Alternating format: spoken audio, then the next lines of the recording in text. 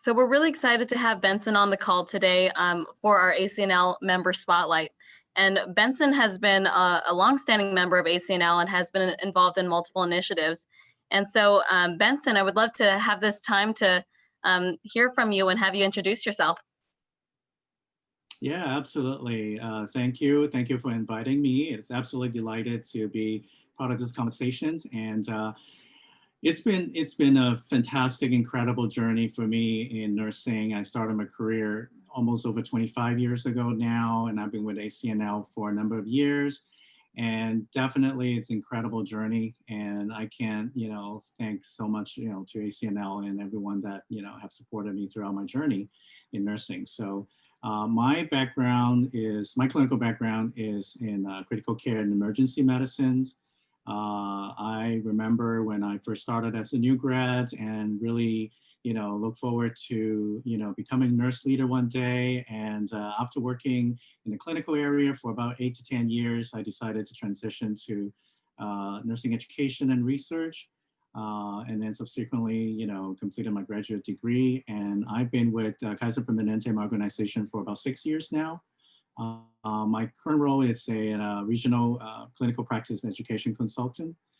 So I help support and guide the clinical nursing education across our 21 medical centers in Northern California, Kaiser Permanente. So that's a little bit about, myself, and I'm passionate in nursing education and training as well as innovations.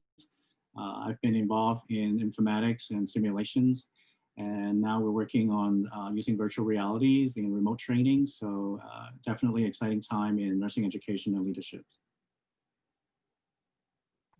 That's incredible, Benson, and thank you so much about sharing about your nursing journey. And I've been really enjoying these conversations and these member spotlights because I'm learning so much about the amazing nurse leaders within our organization. And there's a lot to talk about with the things that you mentioned.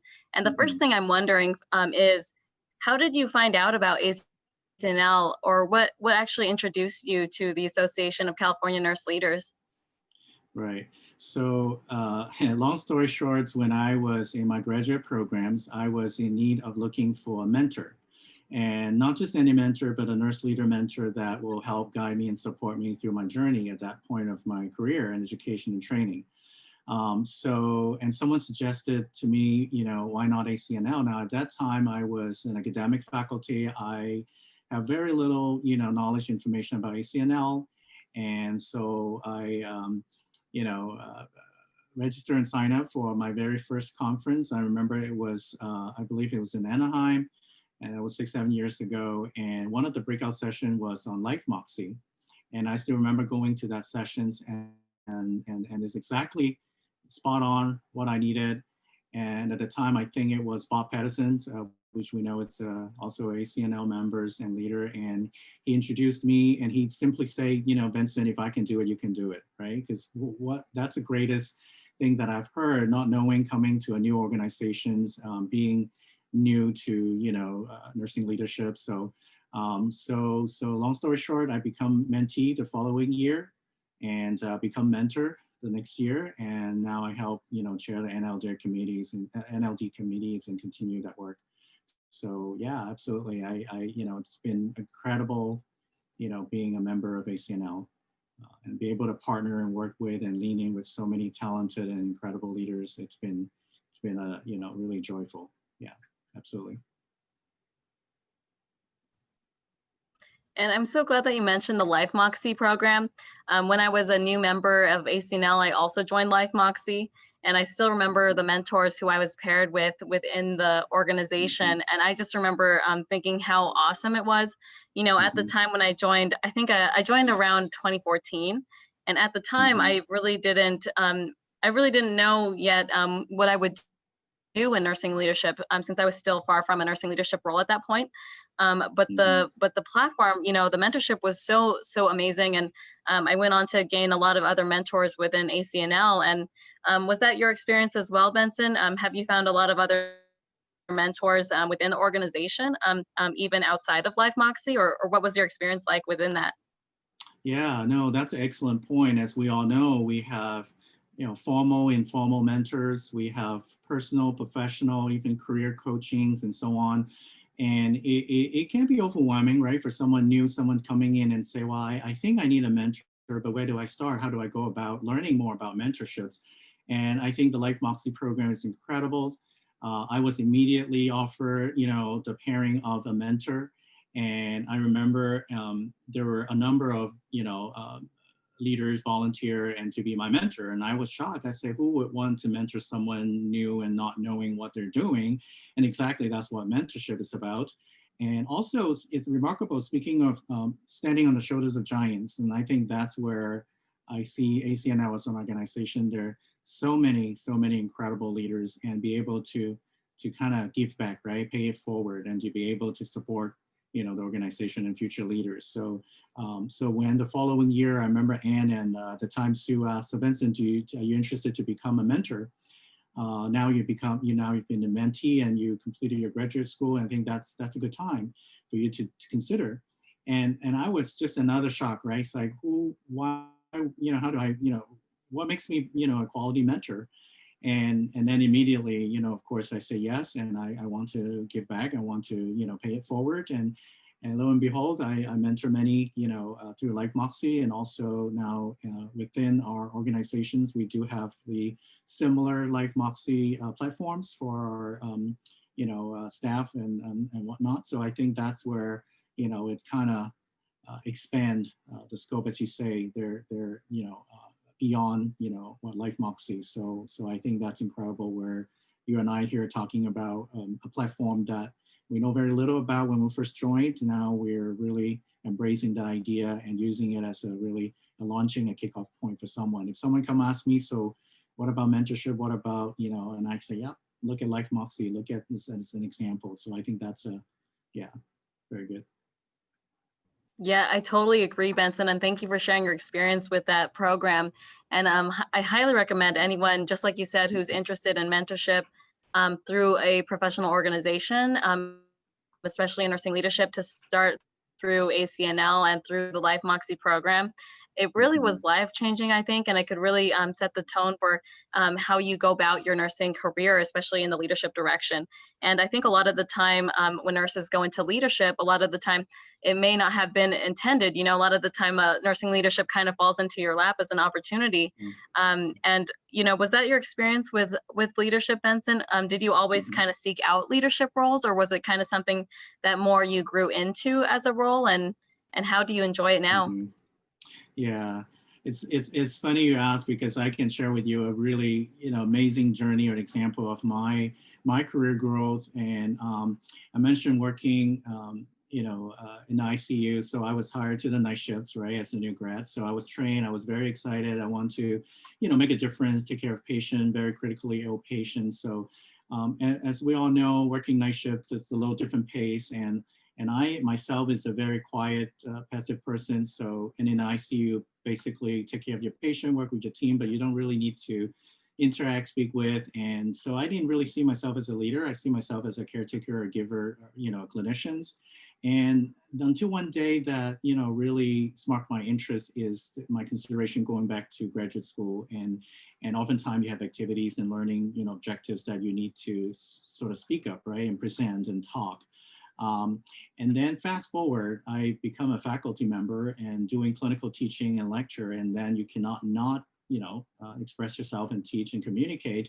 And at that time, all of a sudden, I see myself as a leader, because you have a room full of students, future nurses, who sort of look up to you and listen to you and very impressive, your journey, your story. And then I start seeing myself, this is where I belong. This is where I want to contribute. This is where I can make a difference.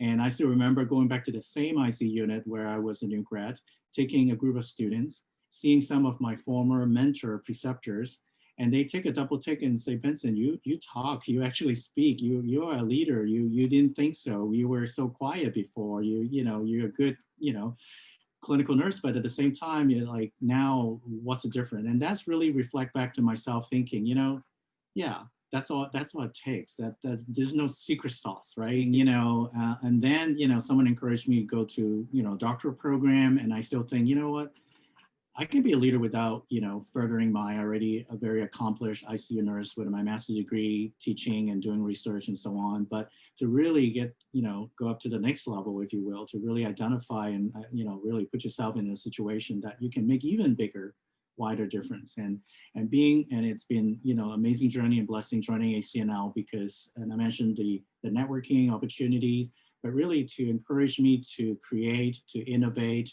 to think outside the box, and to lean in and ask questions. And many of my former or informal mentors to ACNL, many of them I know from work, from academic, from practice setting. I still call them up when I have questions, when I want someone to just hear me out and see if my idea is gonna work or not. So I think the impact is really beyond, and is really life changing. And as my story, you can kind of see the journey of the growth. And again, it's through that one leader, mentor, someone say, hey, this is, recognizing that and giving you that green light. So I think that's been really amazing, from my perspective. And if I look back, I'm not going to change anything at all. I only look to the future and see what else can I give back and share with others. Yeah. That's great, Benson. And you had so many great nuggets in there with what you just shared. And one thing that just stood out to me that you mentioned was that, a lot of people think that leadership only looks like one thing. A lot of people think that when you're a leader, you have to be a certain way, or you have to present yourself a certain way. And if you're a different way, that you can't possibly be a leader. But we know that that's far from the truth. And I see that so often in nursing leadership. You lead as a preceptor, you lead as a charge nurse, you lead as a professor. And I think that you really embody all of those characteristics and qualities of leadership. And you don't have to be, some cookie cutter leader or whatever you think you have to be. I think that's really inspiring that you were able to grow into your leadership position and really take ownership of the fact that you could help influence and inspire other students that you were overseeing.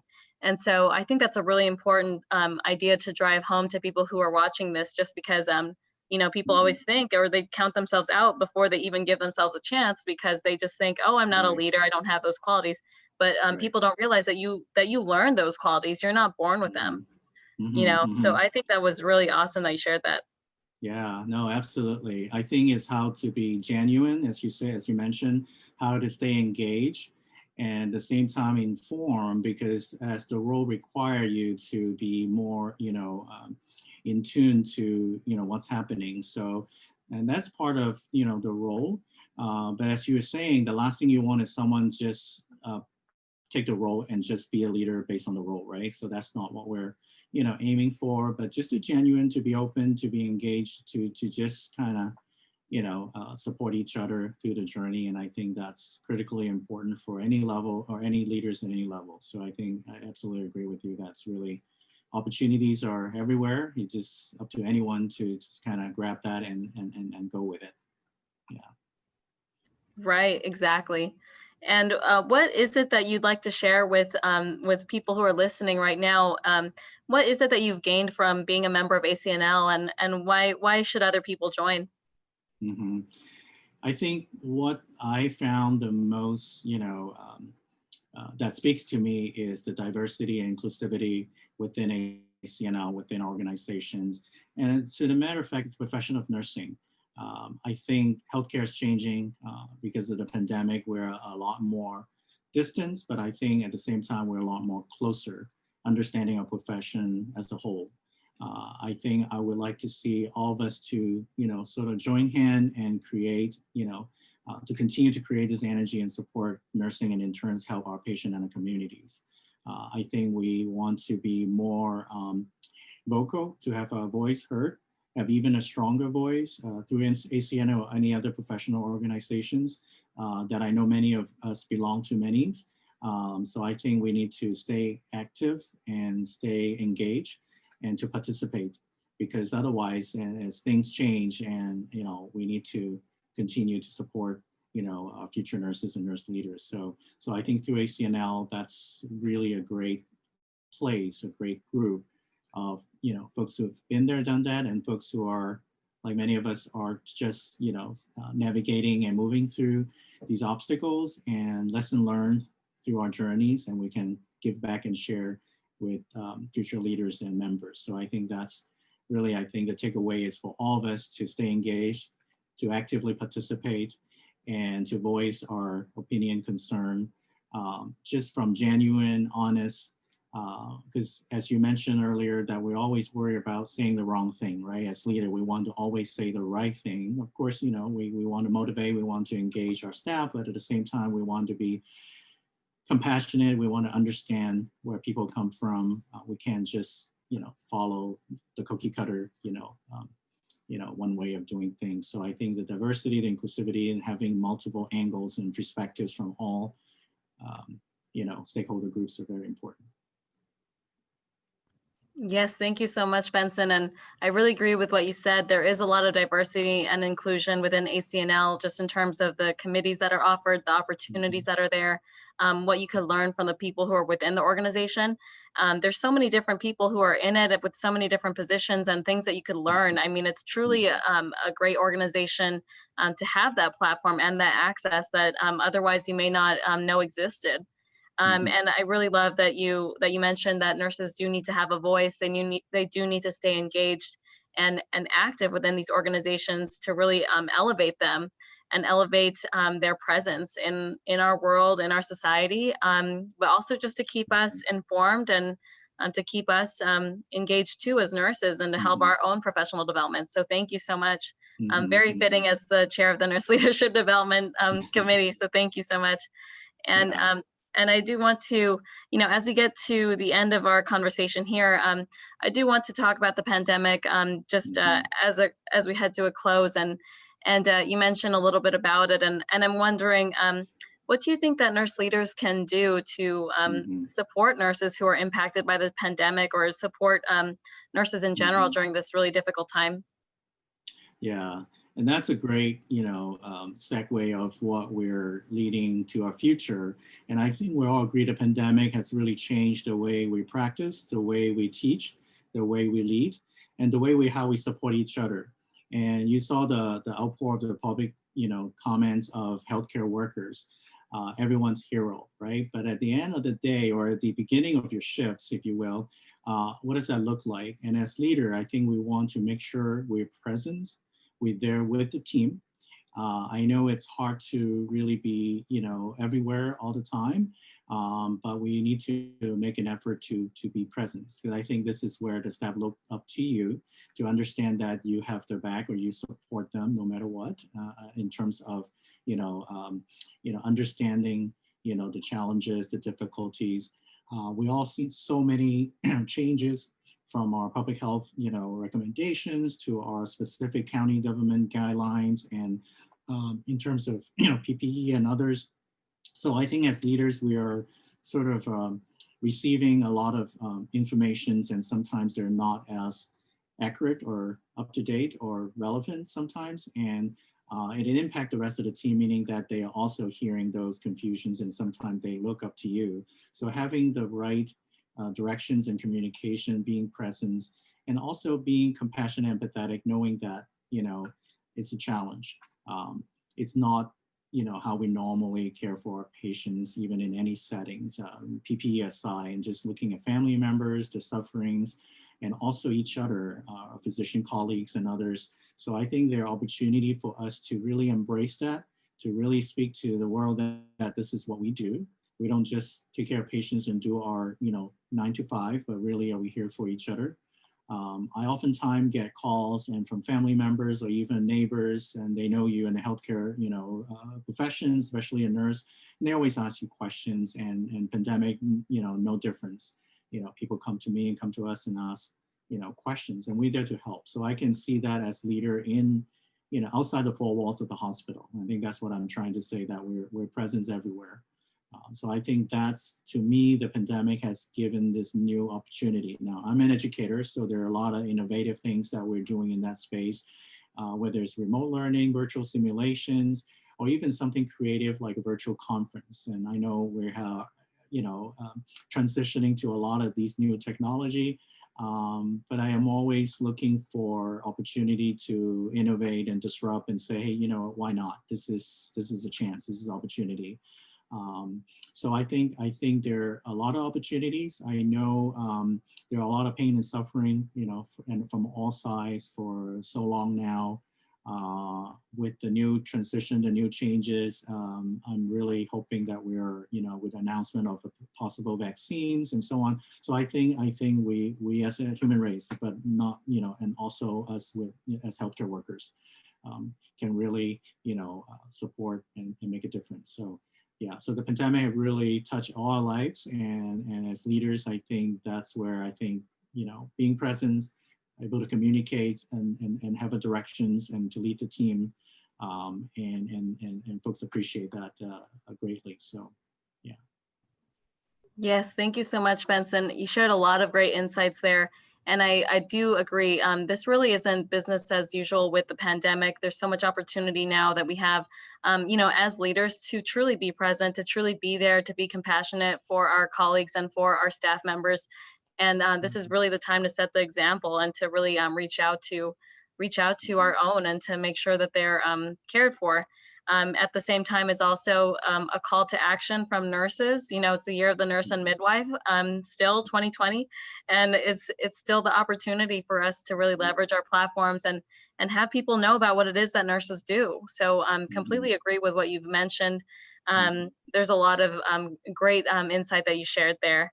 And so I really appreciate your time, Benson. And it was such a wonderful conversation that we had. And I truly hope that others will benefit from listening in, because there was a lot of great nuggets here that you shared. So thank you so much, Benson. Truly appreciate having you today. And we look forward to more conversations in the future. Yeah, thank you for having me, and stay safe, and we'll talk soon.